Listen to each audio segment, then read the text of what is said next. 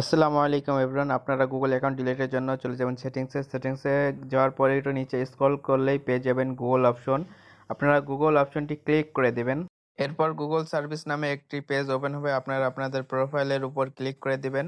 এরপর Google account অপশনে click করবেন। একটু নিচে স্ক্রল করলেই পেয়ে যাবেন ডাটা অ্যান্ড প্রাইভেসি সেটিংস। আপনারা ডাটা অ্যান্ড প্রাইভেসি সেটিংস অপশনে ক্লিক করে দিবেন। এরপর নিচের দিকে স্ক্রল করতে হবে। নিচে স্ক্রল করলে নিচের দিকে পেয়ে যাবেন ডিলিট অপশন। তো ডিলিট অপশনে ক্লিক করে দিবেন।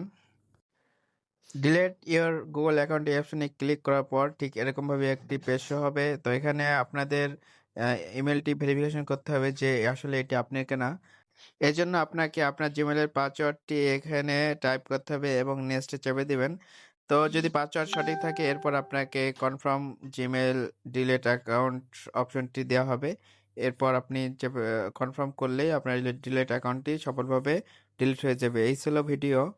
তো আমি আমার অ্যাকাউন্টটি ডিলিট করব না, বিধায় আমি বাকি স্টেপগুলো দেখালাম না। আপনারা বাকি স্টেপগুলো অবশ্যই পূরণ করে নেবেন। আসসালামু আলাইকুম।